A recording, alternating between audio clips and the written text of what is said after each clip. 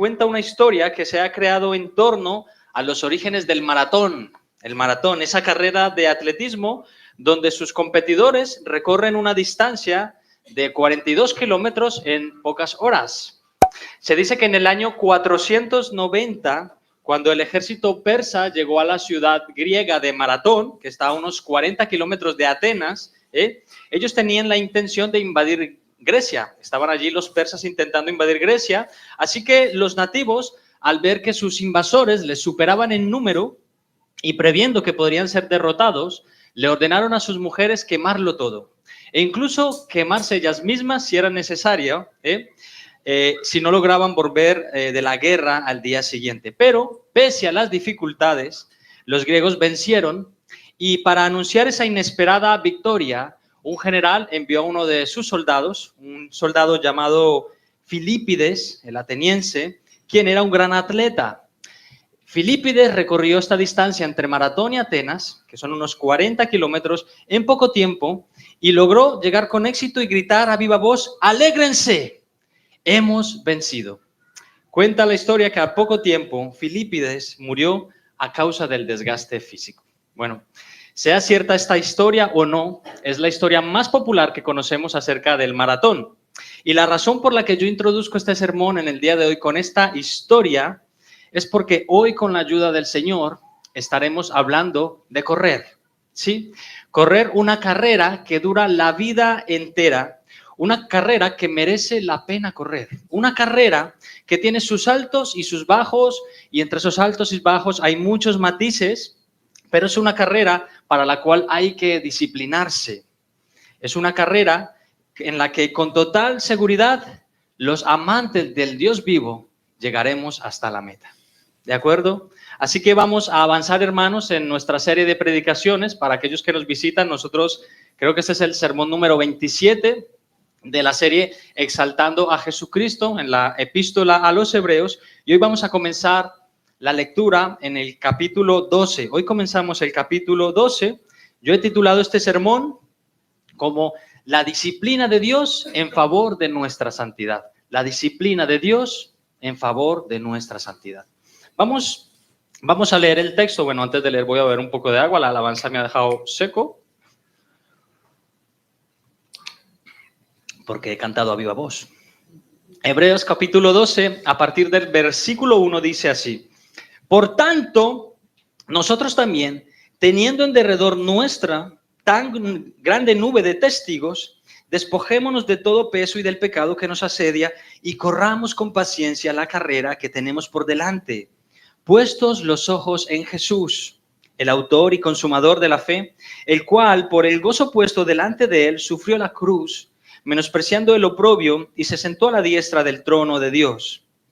Considerad a aquel que sufrió tal contradicción de pecadores contra sí mismo, para que vuestro ánimo no se canse hasta desmayar. Porque aún no habéis resistido hasta la sangre combatiendo contra el pecado, y habéis ya olvidado la exhortación que como a hijos se os dirige diciendo: Hijo mío, no menosprecies la disciplina del Señor, ni desmayes cuando eres reprendido por él, porque el Señor al que ama disciplina y azota a todo el que recibe por hijo. Versículo 7. Si soportáis la disciplina, Dios os trata como a hijos. Porque ¿qué hijo es aquel a quien el Padre no disciplina? Pero si se os deja sin disciplina, de la cual todos han sido participantes, entonces sois bastardos y no hijos.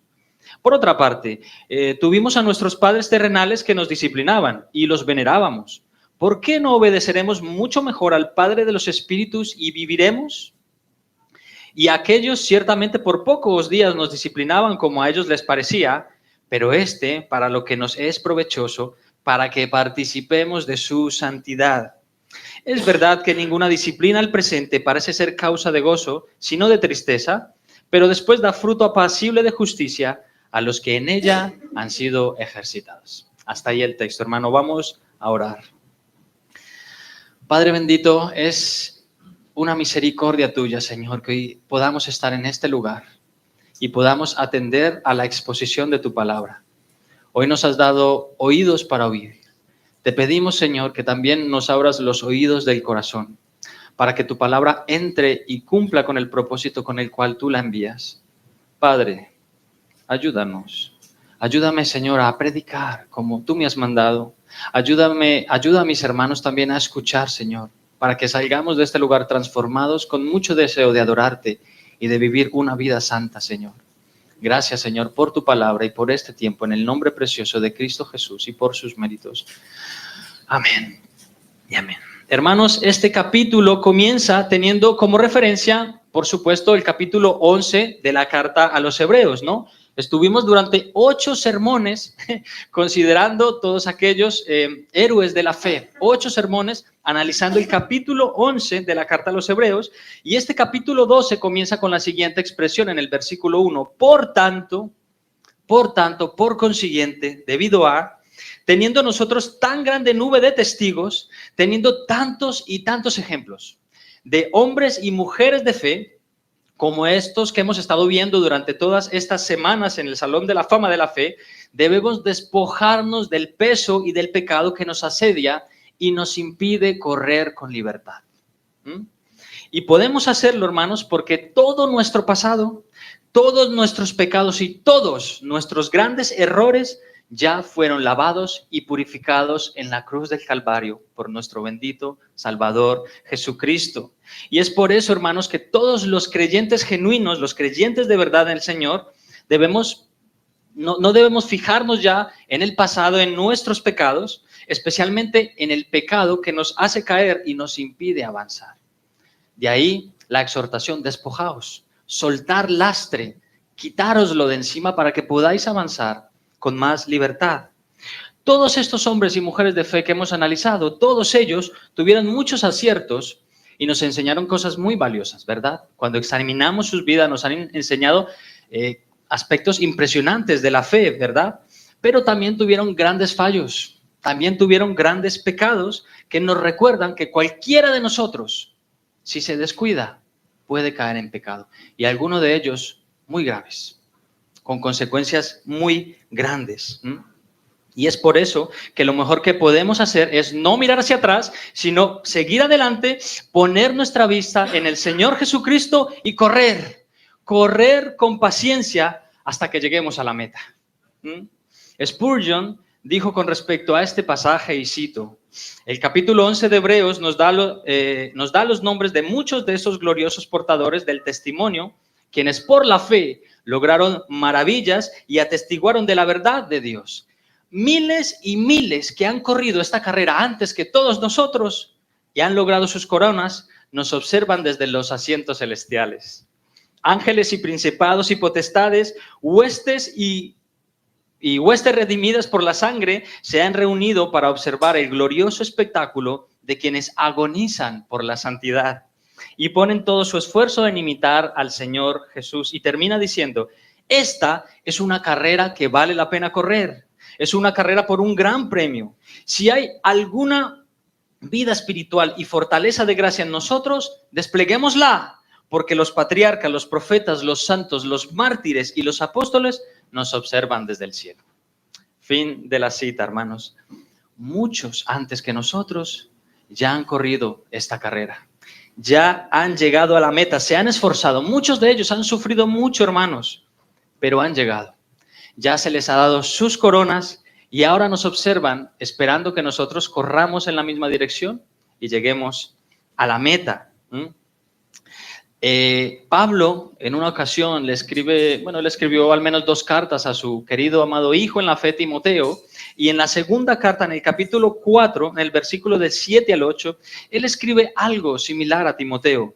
Le dice: he peleado la buena batalla, he acabado la carrera, he guardado la fe. Por lo demás, me está guardada la corona de justicia, la cual me dará el Señor juez justo en aquel día, y no solo a mí, sino a todos los que aman su venida. Benditas coronas, bendito sea nuestro Señor. Qué buenos atletas tenemos para fijarnos. Digo, atletas espirituales, para fijarnos y tomar su ejemplo, ¿verdad? Lo que está teniendo en mente el autor de la epístola a los Hebreos es a un atleta, porque para entonces ya llevaba siglos celebrándose los Juegos Olímpicos, en Olimpia, en Atenas, Ya habían atletas cualificados en la sociedad.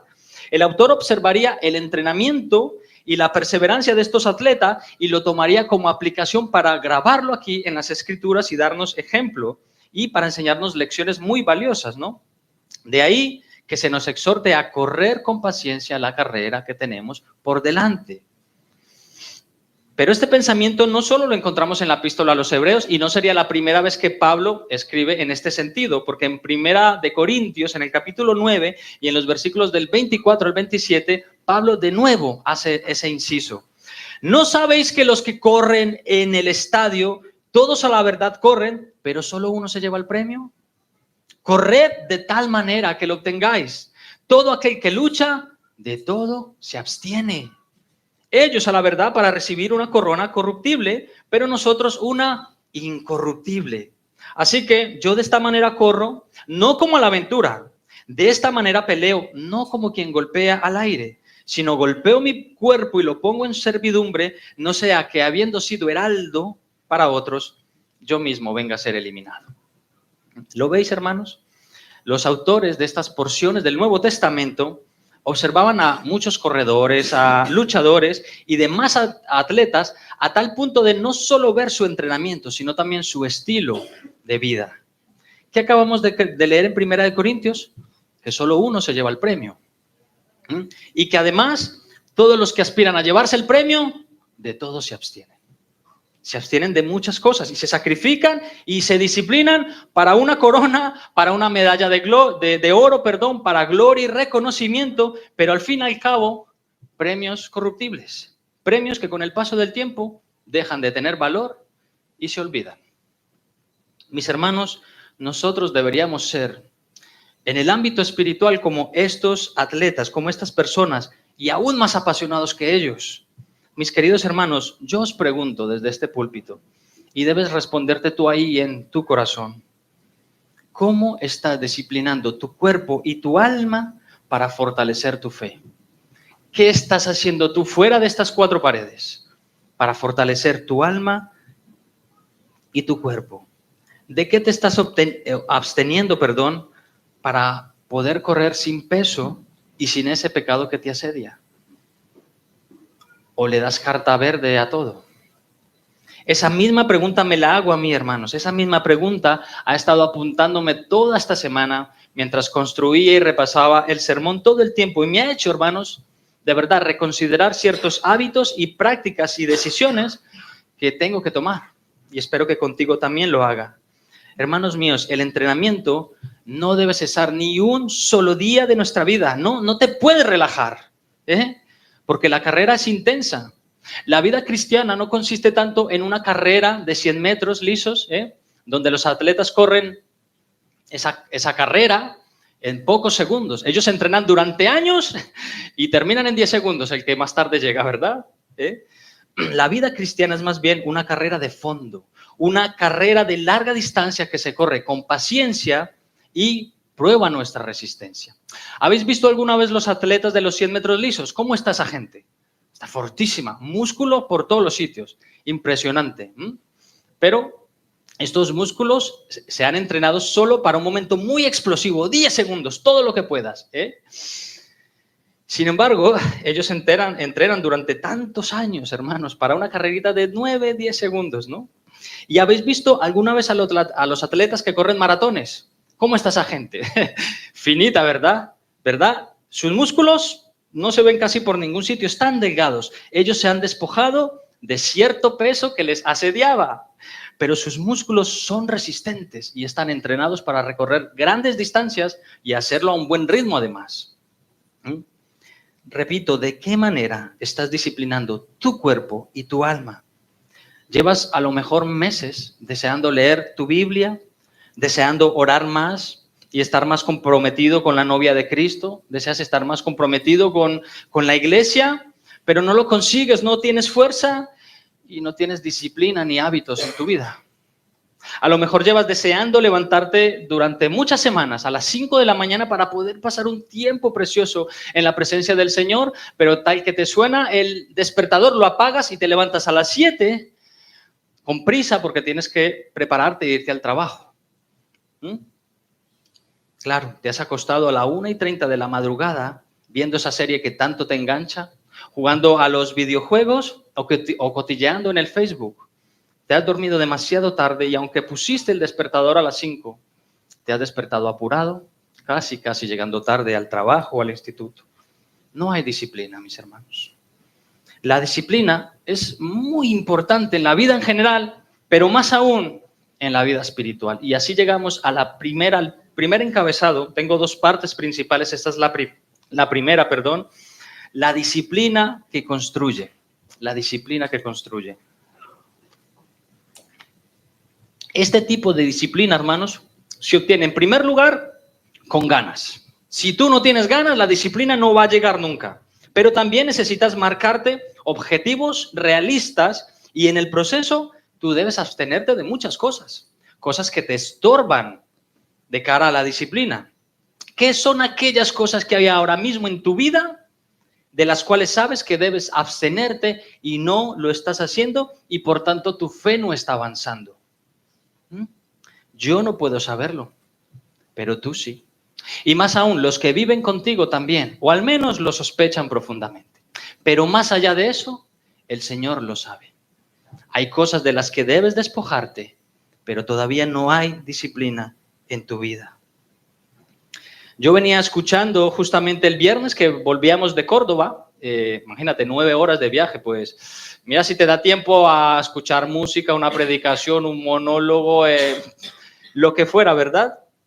Y estaba escuchando a un hombre que de vez en cuando me gusta escucharle porque creo que tiene enseñanzas muy valiosas de la vida en general y bueno, de vez en cuando me gusta oírlo. Este es un hombre que su padre es japonés y su madre es colombiana y me gusta porque él compara las dos culturas, ¿no? Ese choque, ese contraste entre la cultura latina, colombiana, y la cultura asiática, japonesa, ¿no? Y sus aportaciones son muy sinceras, ¿no? Algunas de ellas tienen gran valor. Pues bueno, justamente este hombre estaba hablando de la disciplina. La disciplina. Mirad, en Japón las personas son extremadamente disciplinadas. Allí los valores como la consideración por el otro, el respeto a la jerarquía, el respeto a los mayores, el valor por el trabajo, la puntualidad, están a la orden del día. Son imprescindibles para que ellos puedan funcionar como ellos funcionan. Y este hombre contaba que él nació en Colombia, pero a la edad de 10 años tuvo que mudarse a Japón con su familia, con su madre, su padre, creo que tiene algún hermano, y le costó muchísimo adaptarse. Le costó mucho adaptarse. Era su padre quien le decía lo que él debía hacer, porque hasta entonces la manera en que él veía la vida estaba más volcada a la manera latina de ver la vida, ¿no? Así que le costó muchísimo, este niño estaba muy frustrado porque su maestra escribía en la pizarra en 3 diferentes lenguajes y no entendía nada, estaba totalmente perdido. Así que creía que nunca iba a entenderlo, pero su padre le decía, mira, tú solo obedece al maestro, escribe todo lo que él te ponga en la pizarra. Papá, pero es que no entiendo nada. No, da igual, a ti lo que se te ha mandado es escribe. Escribe, apúntalo todo, escríbelo, obedece y disciplínate, porque atentos a la frase, hermanos, tarde o temprano la disciplina vencerá a la inteligencia. Tarde o temprano la disciplina superará a la inteligencia. ¿Sabes qué dice este hombre de los japoneses? Que los japoneses, por cultura, no son demasiado inteligentes, ¿no? Son introvertidos, son muy serios, van a lo suyo todo el tiempo, pero lo que les hace grande es la disciplina. Son disciplinados, son constantes. Mirad, estuve buscando, ellos son los dueños o creadores de algunas de las empresas más importantes y más lucrativas del mundo. Toyota, Suzuki, Mitsubishi, Honda, Sony, Canon, Nissan, Nintendo. Y no debido a su gran inteligencia, que también lo son, por supuesto, debe haber inteligencia, ¿no? Pero su gran éxito está en la disciplina. Y de hecho este hombre decía, mira, el latino es una persona inteligente, es una persona extrovertida, es una persona que se relaciona con los demás, ve la vida con felicidad, ¿verdad? Pero suele utilizar su inteligencia para hacerle mal, para salirse con la suya, para defraudar, para trabajar menos, No es disciplinado. Y hermanos, yo traigo la enseñanza de un hombre, sí, es un hombre de este mundo, yo ni siquiera sé si es creyente, pero la idea, hermanos, que me cautivó era esa. tarde o temprano la disciplina vencerá a la inteligencia, porque puede que tú no seas una persona muy inteligente, puede que te cuesten mucho las matemáticas o aprender el castellano, pero te aseguro que la disciplina, la constancia, el seguir intentándolo, va a hacer que tarde o temprano domines eso que te cuesta tanto. Por supuesto, hay que ser realista. Si no se te dan muy bien los números, pues probablemente no tengas que estudiar una ingeniería, ¿vale? Pero si hay otras cosas que te apasionan, con disciplina, quizá el Señor te dé la gracia de conseguirlo. Y no estoy diciendo, hermanos, que no debemos fortalecer nuestro cerebro y hacernos cada vez más inteligentes. Tenemos que hacerlo. Pero puede que haya alguien muy inteligente y poco disciplinado. Yo conozco varias personas así, con unas capacidades tremendas, pero no hay disciplina en sus vidas. Te aseguro que va a llegar más lejos la persona que no estás tan lista, pero es constante y es disciplinado. Una persona muy inteligente, pero desmotivada y tiene una vida de desorden y sin propósito, no va a llegar muy lejos. Y hermanos, las escrituras nos hablan bastante de la disciplina y es muy necesario que todos nosotros profundicemos en ello. Hasta que tú no adoptes una disciplina espiritual seria, no vas a poder avanzar en tu fe. Y repito, me he cuestionado muchas cosas esta semana. Muchas cosas que pienso, muchos hábitos que tengo. Mira a los atletas, se abstienen de comidas copiosas, de beber alcohol, del tabaco, de la vida nocturna. Ellos duermen sus 8 horas. No comen nada que sus nutricionistas no les hayan dicho. Y todo por un premio que termina desvaneciéndose. Y a lo mejor tú y yo, que sabemos que nos esperan unas coronas celestiales que no se desvanecen, que los galardones que el Señor dará a los que se esfuerzan dura para siempre, estamos desperdiciando nuestro tiempo valioso y energías en glorias terrenales que no aprovechan para nada. Tengo colegas que no pueden dejar de ir ni un solo día al gimnasio. No pueden. Pesan su comida en la gramera, comen muchas veces al día, duermen un montón de horas, controlan los carbohidratos, las calorías, las grasas y están enfocados en lucir guapos, atléticos, fuertes, y eso que no viven de ello, pero invierten un montón de esfuerzo y energía en ello. Si tan solo nosotros tuviéramos esa misma determinación, ese mismo afán de decir, hoy no he leído mi Biblia, necesito leer ya. Hoy no he orado, hoy no he intercedido por mi familia, por mis amigos, por mis hermanos. Necesito mi tiempo de oración y de meditación. Llevo un par de semanas sin ir al culto de oración. Necesito reunirme con mis hermanos, sentir el calor de la congregación, entregar mis cargas y sentir más a fondo la presencia del Señor. Si esa fuera nuestra prioridad, hermanos, te aseguro que sales de aquí con unos músculos espirituales que vas a flipar. Fuerte, fortalecido, esos músculos, hermanos, esa resistencia la necesitamos porque nos entrenamos primeramente para disfrutar de la presencia del Señor, ¿no? Esa es nuestra meta, esa será nuestra gloria, pero también nos entrenamos para poder atravesar y enfrentar las pruebas que van a surgir en nuestras vidas, porque vendrán, si es que ya no estás en una de ellas. Y si tú no estás orando, si tú no estás leyendo tu Biblia hoy,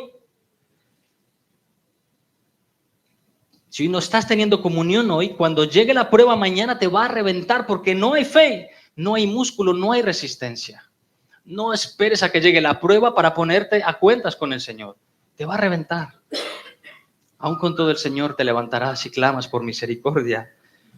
Y eso solo se consigue con fe, con disciplina y con paciencia, poniendo nuestros ojos en el autor y consumador de nuestra fe, que es Jesucristo. Fijaos, el versículo 3 nos dice, considerad aquel que sufrió tal contradicción de pecadores contra sí mismo, para que nuestro ánimo no se canse hasta desmayar. Fijaos, considera aquel, a Jesús, piensa en él, piensa cómo Jesús, quien pudo haber disfrutado de gozo eterno sin tener que molestarse por nosotros, él ya disfrutaba de gozo desde la eternidad. Él escogió la muerte, él escogió la cruz y la humillación por parte de sus criaturas y lo sufrió como si no fuera nada. Jesús menospreció el oprobio, lo menospreció, lo echó a un lado y se sentó a la diestra del Padre. Ahí está el foco. Fíjate en Jesucristo, cómo atravesó la prueba y la hizo a un lado. Piensa en Jesús, quien sí sufrió en su cuerpo la prueba y el maltrato, para que cuando tú y yo nos sintamos agobiados, trabajados y fatigados por luchar, entonces le miremos a Él, tomemos ánimo y sigamos adelante. Mis hermanos, aún, creo, no sé si todos, quizá haya alguno, pero aún no hemos tenido que resistir hasta la sangre combatiendo contra el pecado. De hecho, el pecado muchas veces viene, nos seduce, nos da una paliza y nos sentamos a tomar café con él. ¿Cómo puede ser eso, hermanos? Si es nuestro enemigo, tenemos que ir a muerte con el pecado. El pecado llevó a Cristo a la cruz, es nuestro enemigo feroz. Hermano y hermana, ¿estás luchando cada día? ¿Te estás absteniendo de la lujuria, del chisme, de la glotonería, de la pérdida del tiempo? ¿Te estás absteniendo de aquellas amistades que no te llevan a ningún lado bueno y todo lo contrario, te alejan del Señor? ¿Te estás absteniendo del desánimo, del móvil, de la pereza, de las malas conversaciones? En tu trabajo, en tu instituto, cuando hay una mala conversación, ¿corres ahí a ver qué comidilla hay o huyes, te alejas del peso que te asedia? Si no te abstienes y no entrenas tu alma para la piedad, te aseguro no vas a crecer y vas a entrar en un ciclo de retroceso, de pecado y de desánimo continuo que hará que dejes de verle sentido a todo. A todo, porque quizá en tu corazón estás teniendo luchas y dudas con tu fe. Quizá pueda ser tu caso. Dudas de por qué haces lo que haces, ¿no? A lo mejor vienes aquí el domingo porque toca, claro, soy cristiano, ¿cómo no voy a ir el domingo a la iglesia? Habrá que ir alguna vez, ¿no? Pero te trae la inercia, no te trae el amor por Dios, no te trae el amor por tus hermanos, te trae la inercia. Vienes, escuchas la música, mueves tus labios, pero no hay fuego en tu corazón.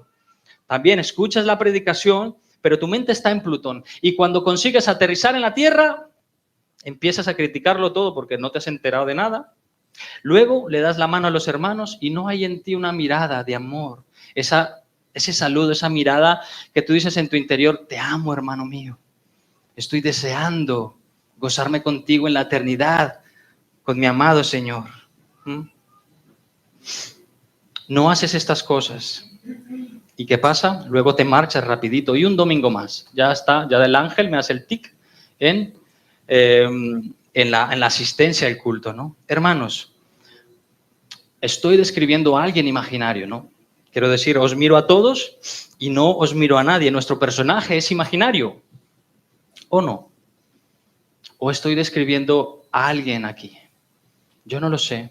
Tú debes examinarte en tu corazón. ¿Cuánto de eso está pasando contigo? ¿Y sabes dónde está el problema? En tu corazón. El problema está en tu corazón, el problema es tuyo, porque la hermana de al lado ha cantado con fuego. Ella se ha abierto su boca y ha exaltado al Señor con todo su corazón. La hermana de al lado ha puesto sus ojos en el predicador y no ha pestañeado, lo ha escrito todo. Tú no, ella sí. La hermana de al lado te ha dado la mano esta mañana y te ha saludado y te ha visto a los ojos y puedes ver casi el brillo de amor por ti. Dios te bendiga, hermano. El problema es tuyo. La hermana de al lado se ejercita, se disciplina para la piedad y se nota. ¡Qué músculo, hermanos! ¡Qué músculos! ¿Cuánto, hermanos? ¿Cuánto debemos rogar al Señor que esto se convierta en una realidad en nuestras vidas? En la realidad de esta iglesia, empezando por mí el primero. Yo el primero. Porque esto me toca muy directo a mí, hermanos. No puedo simplemente venir a este púlpito y decir, consejos vendo que para mí no tengo. Yo debo someterme a esta enseñanza porque la disciplina, hermanos, la disciplina termina generando amor y pasión por aquello que anhelamos conseguir. Eso es lo que hace la disciplina. Quiero leer más la Biblia, dice alguien. Bueno, pues las ganas no te van a llegar del cielo. No funciona así. Ponte a leer, oblígate. Dile a tu alma, si no lees, si no oras hoy, te mueres, te secas. Hermanos, disciplinémonos para la piedad. Saquemos unos buenos músculos espirituales, pero no los luzcamos, dejémoslo ahí bajo la camisa para ponerlos en marcha cuando toque, ¿vale? Bien. Márcate un objetivo, esto es un buen consejo, márcate un buen objetivo que sea realista. Tú sabes que al final de año, en diciembre, siempre estamos proponiendo el plan de lectura anual bíblico. De hecho, hace poco, Carlos, recuerdo que lo anunció, este último trimestre lo empleamos para leer el Nuevo Testamento. ¿Te habrás leído el Nuevo Testamento en 3 meses?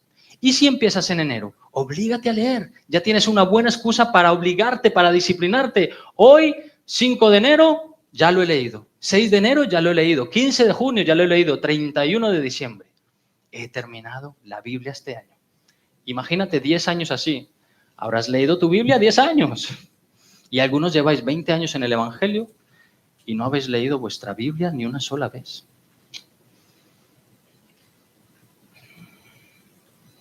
Disciplina y ánimo, mis hermanos. Que tu ánimo no se canse hasta desmayar. Mira que aún no has tenido que resistir hasta la sangre combatiendo el pecado, como nos dice el versículo 4. Como sí lo hizo nuestro amado Señor Jesucristo por nosotros. Él sí tuvo que sufrir.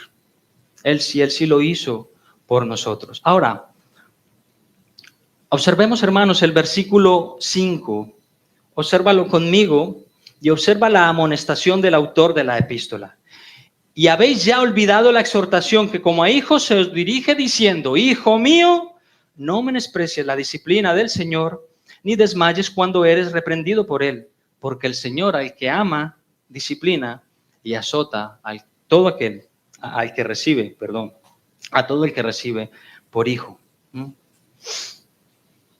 Si bien, hermanos, ya hemos leído en esta primera parte cuánto necesitamos la disciplina como elemento de entrenamiento, como herramienta de educación para crecer, ahora vamos a entrar en la segunda parte. Ahora necesitamos analizar la disciplina como una corrección, una herramienta de corrección.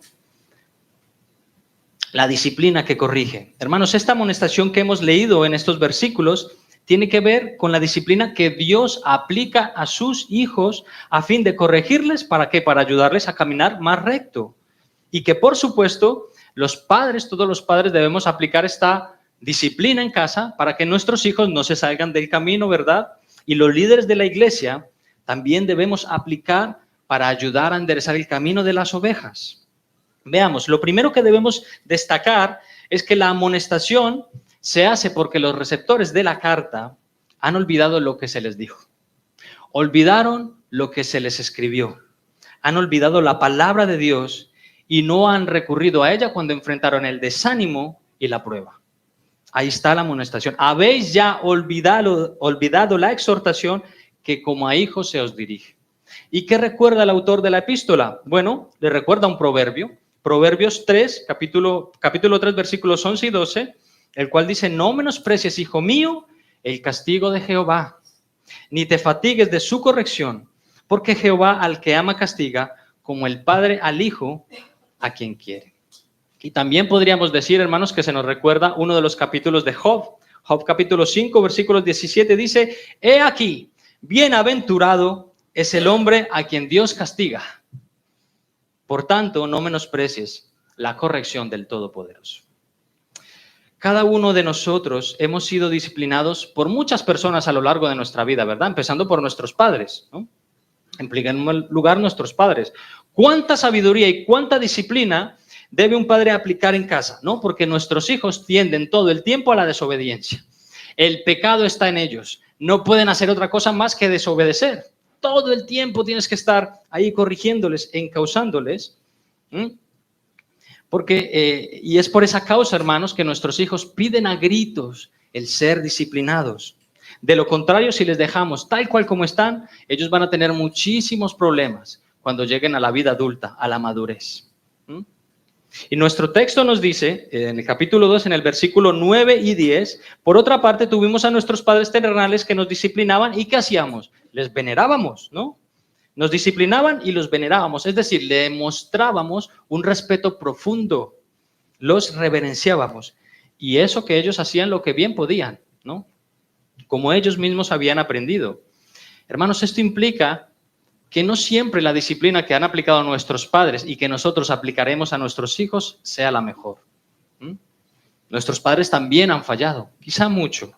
Pero aún así, aunque mi padre y mi madre en alguna ocasión se pasaran castigándome o pegándome, yo no perdía el amor por ellos, ni el respeto. Cuando se me pasaba el enfado, de nuevo, ellos seguían siendo mis padres, ¿no? Y les amaba. ¿Cuánto más, dice el texto, no debemos obedecer a Dios el Padre, al Padre de los espíritus, y viviremos? También, hermanos, hemos sido corregidos en el colegio, ¿no? ¿Quién no ha sido corregido alguna vez en el instituto? Por nuestros maestros, por los tutores, los coordinadores, bien sea por las malas notas que estabas teniendo o bien sea por tu mal comportamiento. Necesitabas un tirón de orejas para reconducirte a fin de que el muchacho se deshaga del peso que le asedia, el peso de la rebeldía, el peso de la falta de esfuerzo o de lo que sea, que se deshaga de todo ello a fin de conseguir su objetivo, ¿no? Y hermanos, en la vida ordinaria también es imprescindible la disciplina, ¿no?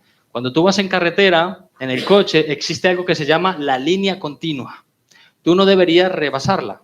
Bueno, salvo que hayan ciclistas o vehículos especiales, pero si tú quieres adelantar un coche y te pillan, te aplican una sanción disciplinaria. En este caso se materializa en dinero. Y cuando tocan el bolsillo, ¡ay, cómo duele!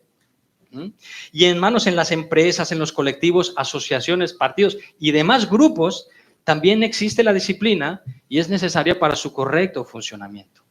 Hermanos míos, en la vida del cristiano y en la iglesia, la disciplina es totalmente fundamental.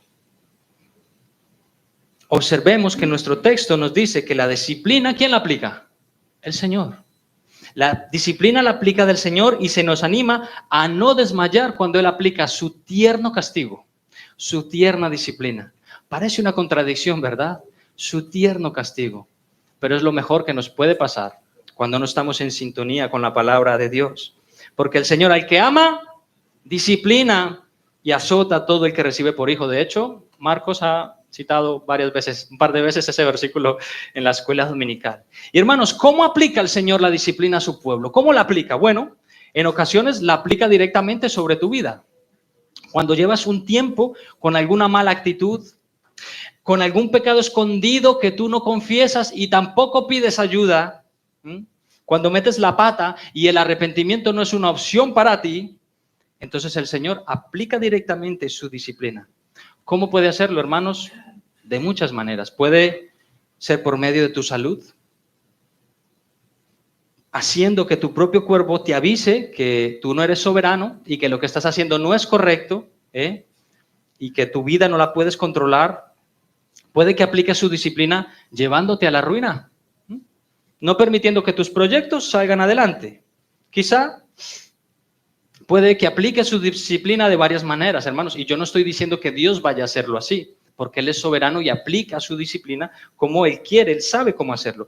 Pero, hermanos, generalmente el Señor aplica su disciplina a través del liderazgo de la iglesia, a través de la comunión en la iglesia.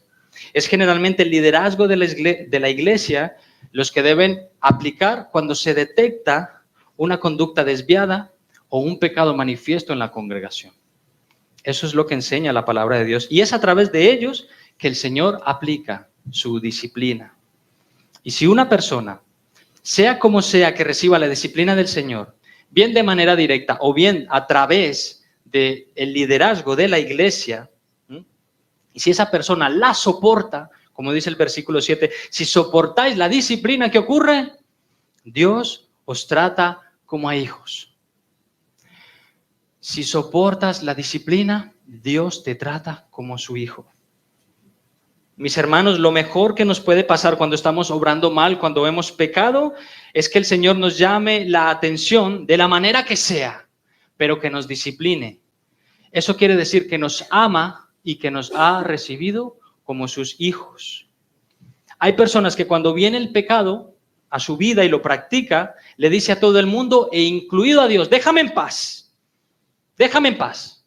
Yo veré qué hago con mi vida. Dios, apártate de mí, déjame en paz. Bueno, eso es lo peor que puede pasarte, que Dios te deje en paz. Espero que nunca le digas eso al Señor.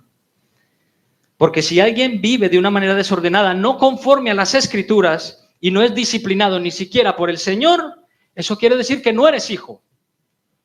Eso quiere decir que crees que eres hijo, que te puedes salir con la tuya, pero entonces lo único que eres es un bastardo. Y esto suena duro, pero es la palabra del Señor. Hijo de otro, pero no de Dios, ¿eh? ¿Recordáis en algún episodio en el que el Señor Jesucristo estaba hablando con los judíos y ellos se mofaban, levantaban su frente en alto porque se consideraban la élite, porque eran hijos de Abraham? No, nosotros tenemos a Abraham como padre, no necesitamos a nadie más, ¿no? ¿Qué es lo que les dice el Señor a ellos? No, vosotros sois hijos de vuestro padre el diablo y sus deseos queréis hacer.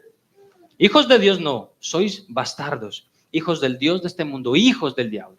Hijos de Dios no, ¿eh? Querido amigo que me escuchas hoy, ¿has probado ya la tierna disciplina del Señor? ¿O vives una vida de pecado encubierto y aún no has salido a la luz y crees que no va a pasar nunca nada? Si no pasa nada, preocúpate.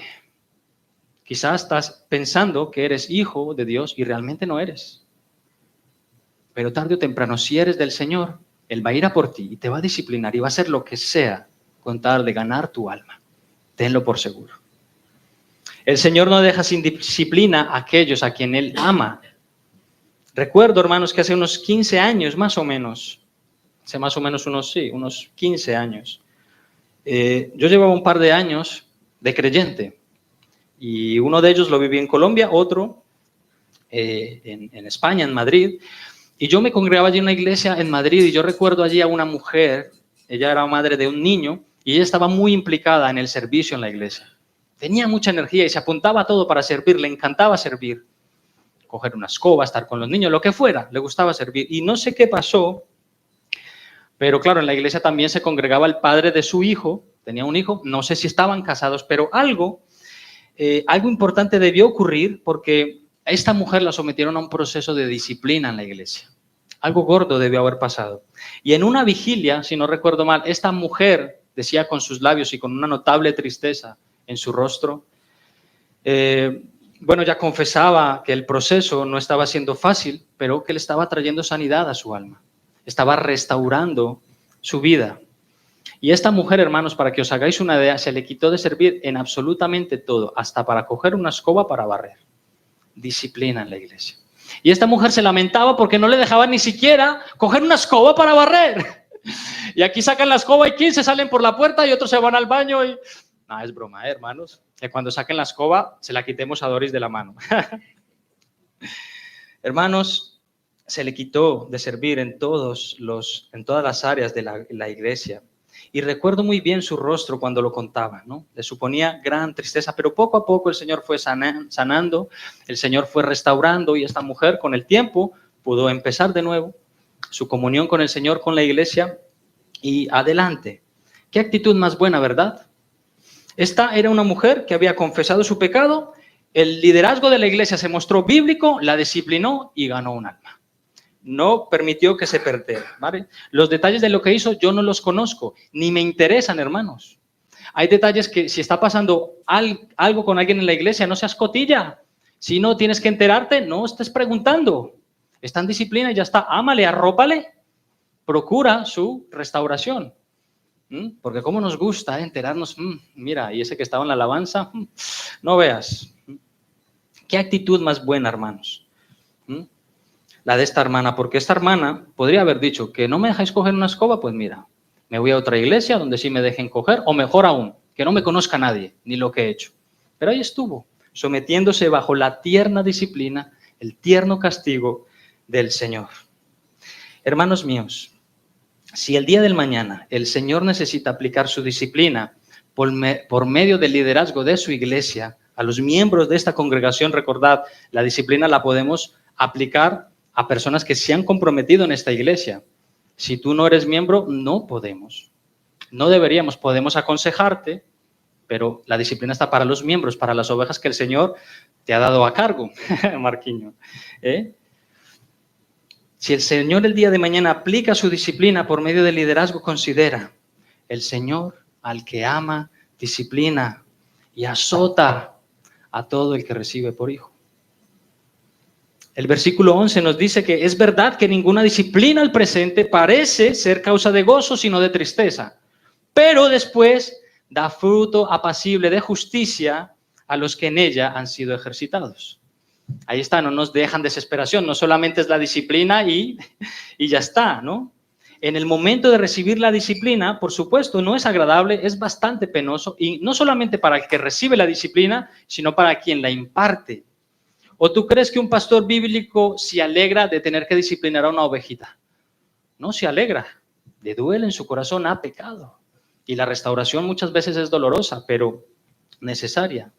¿Qué padre se alegra de tener que azotar a su hijo cuando se porta mal? Yo detesto azotar a mis hijos, pero en ocasiones lo necesitan. Porque no entran en sí, no entran en sí y un toque, bueno, mejor si tuviera que una chancleta o algo, ¿no? Que un toque, se enteran, ¿no? De la autoridad que hay en casa. Si te dejas disciplinar por el Señor, después recogerás frutos apacibles de justicia. ¿Qué nos dice el versículo 10, no? Que aunque nuestros padres nos disciplinaban según les parecía, Dios nos disciplina siempre adecuadamente para que participemos ¿de qué? De su santidad, hermanos. ¡Qué maravilloso! Dios siempre que imparte una disciplina a alguno de sus hijos, lo hace de la manera equilibrada, la correcta. ¿Y para qué lo hace? Para que participemos de su santidad. Esto es absolutamente maravilloso. Ese es el deseo de Dios con todo lo que Él hace por ti, incluso cuando te disciplina, hacerte más santo, más feliz, más como Jesucristo. Eso es lo que Él quiere, moldearnos a la imagen de Cristo, en pensamiento, en formas, en actitudes. Ese es su máximo deseo con nosotros. El caso que os he contado de esta mujer tuvo un buen final, gracias a Dios. La restauración de su relación con el Señor y con la iglesia, pero sin embargo, hermanos, puede que no siempre salga bien. Nos gusta pensar en las historias idílicas donde hay restauración y la persona entra en sí y vuelve a su comunión con el Señor, pero no a veces, no siempre pasa lo mismo. Mirad, hermanos, hace pocas semanas, salió a la luz, si no te has enterado, te lo cuento yo, salió a la luz un caso que ha sacudido al mundo evangélico en general. Un hombre que ha sido referencia durante muchos años. Un pastor que ha estado en multitud de conferencias, de seminarios, ha escrito libros, ha bendecido a mucha gente con su aportación y sus investigaciones. Este pastor, hermanos, ha confesado que llevaba 5 años siéndole infiel a su mujer. 5 años, con una mujer más joven que él, bastante más joven que él. Por lo visto, ha confesado su pecado no porque le nacía, sino por la presión del padre de la chica. ¿Sabéis qué hizo el liderazgo de su iglesia? No, ¿cómo vamos a disciplinar a este si es el grande, si es el... No, hermanos, la iglesia, y esto es precioso, a pesar de todo, el liderazgo de su iglesia ha actuado bien porque no ha ocultado el pecado, a pesar de quién él es, lo que él representa. Inmediatamente fue destituido de todos sus cargos, del pastorado, de los seminarios.